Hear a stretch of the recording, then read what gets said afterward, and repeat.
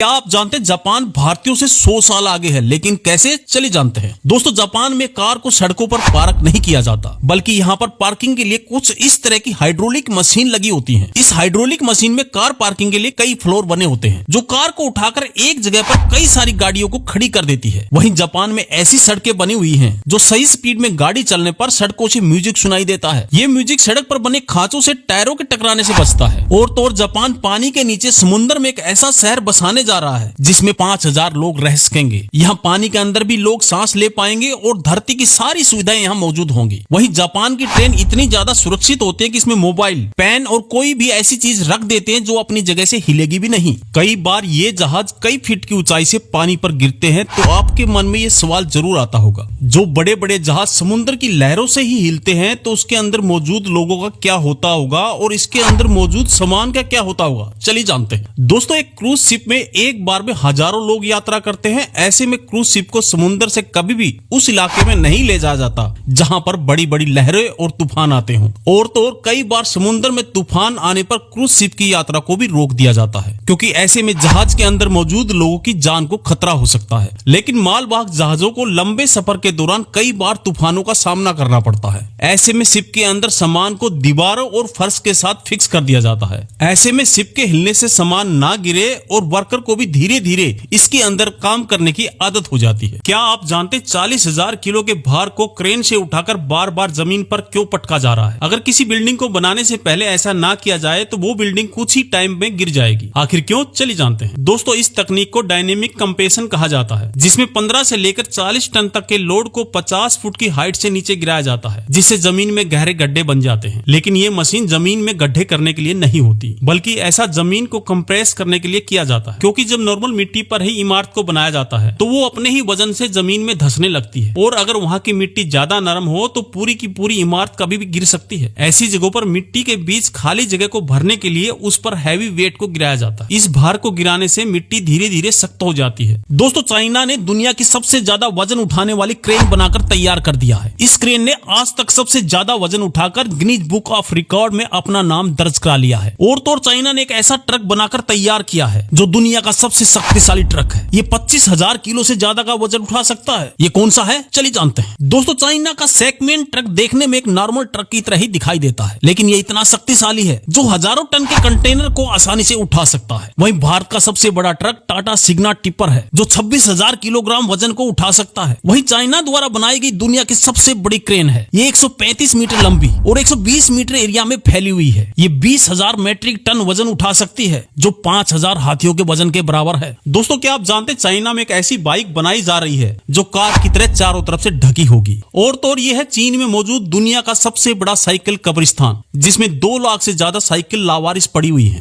आखिर इनको ऐसे क्यों फेंका गया है, चलिए जानते हैं। दोस्तों, कुछ साल पहले चीन में साइकिल चलाने का काफी ज्यादा ट्रेंड चला था, लेकिन एक समय ऐसा आया जिसमें चीन में साइकिल चलाने वालों की संख्या बहुत ज्यादा कम हो गई और साइकिल हद से ज्यादा हो गई, जिसकी वजह से शहर में साइकिल जगह जगह पर लावारिस पड़ी रहती थी। इसी कारण यहाँ की सरकार ने एक ऑपरेशन चलाया। इन्होंने सारी साइकिलों को इकट्ठा करके डंपिंग यार्ड में फेंकना शुरू कर दिया। वहीं चाइना की बाइक में भी कार जैसी सेफ्टी है, इसलिए इसको चारों तरफ से बंद बनाया गया है। लेकिन इसको कार नहीं कहा जा सकता, क्योंकि ये 2 पहियों से चलती है। इसको रोकने और बैलेंस करने के लिए साइड में लगे 2 पहियों का इस्तेमाल किया जाता है। दोस्तों, पालतू घोड़ों के नाखून तो बड़े होने पर इंसानों द्वारा काट दिए जाते हैं, लेकिन जो घोड़े जंगल में रहते हैं उनके नाखून कौन काटता होगा? और तो और सही समय पर नाखून न कटने से घोड़े का चलना तक मुश्किल हो जाता है। जंगल में रहने वाले घोड़ों के नाखून कौन काटता है, चलिए जानते हैं। देखिए दोस्तों, जंगली घोड़े आजादी के कारण बहुत दिनों तक कई किलोमीटर तक नॉर्मल और पहाड़ी सरफेस पर चलते रहते हैं, जिसके कारण उनके नाखून डेली हल्के हल्के घिसते रहते हैं। वहीं पालतू घोड़े को जरूरत होने पर ही यूज किया जाता है, बाकी टाइम पर तो वो खड़े ही रहते हैं या थोड़ा बहुत इधर उधर चलते हैं। दोस्तों, क्या आप जानते हैं एक बड़े जहाज के ब्रेक फेल हो जाए तो क्या होगा? दोस्तों, आपने गाड़ी और बड़े बड़े ट्रकों के ब्रेक फेल होते हुए देखा होगा, लेकिन पानी पर तैरते हुए एक बहुत बड़े जहाज के ब्रेक फेल हो जाए तो इनको कैसे रोका जाता है, चलिए जानते हैं। दोस्तों, अगर सड़क पर चलने वाले किसी वाहन के ब्रेक फेल हो जाते हैं तो उनको रोकने के लिए रोड के साइड में मिट्टी से भरा हुआ एक ट्रैक बनाया जाता है, जिससे तेज स्पीड से चलने वाले ट्रक को भी आसानी से रोके जा सकते हैं। लेकिन एक जहाज में नॉर्मल गाड़ियों की तरह ब्रेक नहीं होते,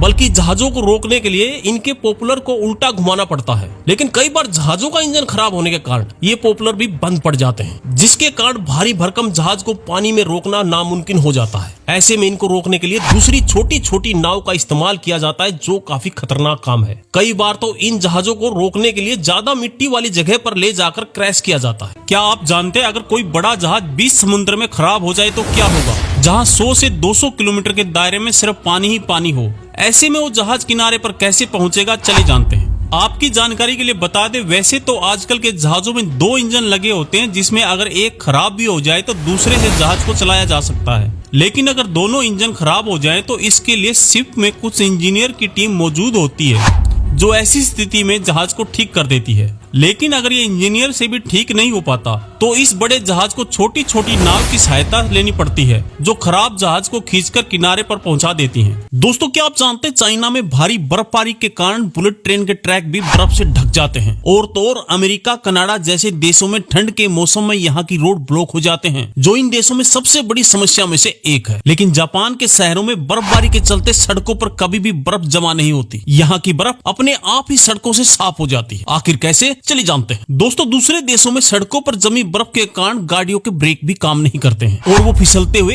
एक दूसरे से टकरा जाती हैं। इसलिए यहाँ पर बर्फ हटाने के लिए सड़कों पर स्नो रिमूवल ट्रक को चलाया जाता है। वहीं जापान में बर्फ अपने आप हट जाती है। आखिर कैसे? दोस्तों, जब जापान में सड़कें बनाई जाती हैं तो यहाँ पर एक पाइपलाइन पहले ही बिछा दी जाती है और जब बर्फ गिरती है तो इसमें गर्म पानी को छोड़कर सारी बर्फ को आसानी से साफ कर दिया जाता है। दोस्तों, जापान जैसे देश में फोल्डेबल फोन की तरह ही फोल्डेबल घर भी बनाते हैं, जो कुछ ही मिनटों में बनकर तैयार हो जाते हैं। और तो और जहाँ पूरी दुनिया उड़ने वाली टैक्सी बनाने पर काम कर रही है, वहीं जापान में टैक्सी लॉन्च भी हो चुकी है। आखिर ये चीजें सस्ती पड़ती हैं या महंगी, चलिए जानते हैं। दोस्तों, जापान की लुमा कंपनी गाड़ियों को हवा में उड़ाने का परीक्षण कर चुकी है और इस कार को घुमाने के लिए 16 प्रोपेलर भी लगाए गए हैं। दोस्तों, एक एयरप्लेन को उड़ान भरने के लिए ज्यादा जगह की जरूरत होती है, इसलिए कार हेलीकॉप्टर की तरह ही उड़ान भरती है, जिसकी स्पीड 280 किलोमीटर प्रति घंटा है, जिसमें किराया नॉर्मल टैक्सी से काफी ज्यादा महंगा होगा। लेकिन फोल्डेबल घर सामान्य घर की तुलना में काफी सस्ता होता है, जो एक बॉक्स की तरह दिखाई देता है। और अब ये भारत में भी लॉन्च हो चुके हैं। इस घर को क्रेन की मदद से खोलकर सिर्फ 41 सेकंड में तैयार कर सकते हैं। क्या आप जानते हैं चीन और जापान जैसे देशों में बुलेट ट्रेन को इस तरह से क्यों सजाया जाता है?